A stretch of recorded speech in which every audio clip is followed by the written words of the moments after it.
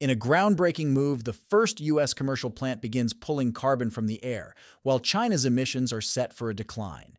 Pennsylvania passes a ban on unconscious pelvic and rectal exams, and a patient dog finally finds a home after 7 years. Plus, the humble trash truck is going electric. Let's dive into it.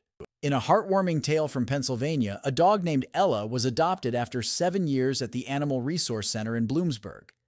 The story went viral when Ella's new owner, Caitlin, recognized a bandana Ella was wearing as one she had donated after her previous dog, Joe, passed away.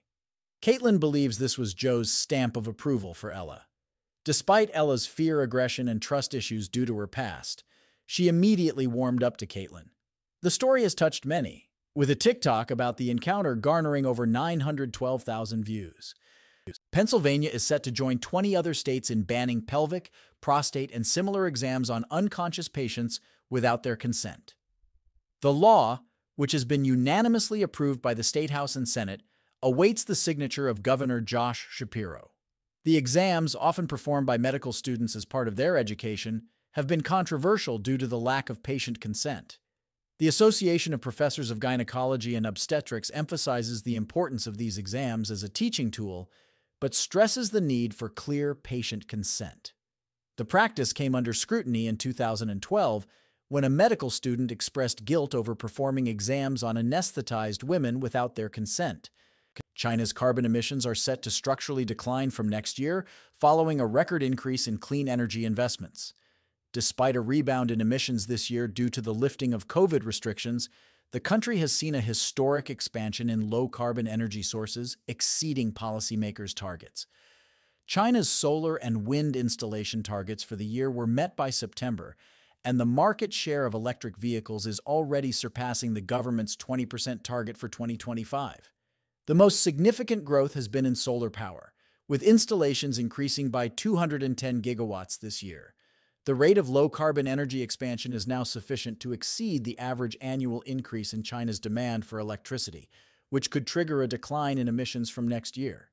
The first commercial plant in the United States to pull carbon from the air has opened in Tracy, California. Operated by Heirloom Carbon Technologies, the facility uses direct air capture technology to absorb carbon dioxide from the atmosphere, trapping it in concrete or injecting it into the ground.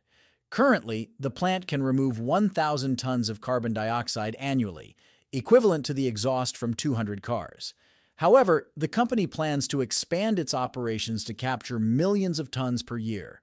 The process is powered by renewable energy, and Heirloom has pledged not to accept investments from oil and gas companies.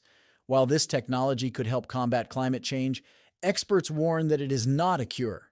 All in reducing reliance on fossil fuels remains crucial. Portland, Oregon has introduced its first battery-powered garbage truck, marking a significant step towards reducing toxic diesel exhaust in the city. The truck, owned by COR Disposal and Recycling, will operate in East Portland, an area heavily affected by pollution from heavy-duty vehicles. While this is a first for Oregon, electric garbage trucks are slowly gaining popularity across the United States, with 48 zero-emissions refuse trucks deployed as of June. These electric trucks are not only environmentally friendly, but also cheaper to operate and maintain than their diesel counterparts. However, the high upfront cost remains a barrier for many waste-handling companies. Some states are now offering tax incentives and grants to help offset these costs. That's it for this week's fill of inspiring news. Let me know in the comments which story you liked best.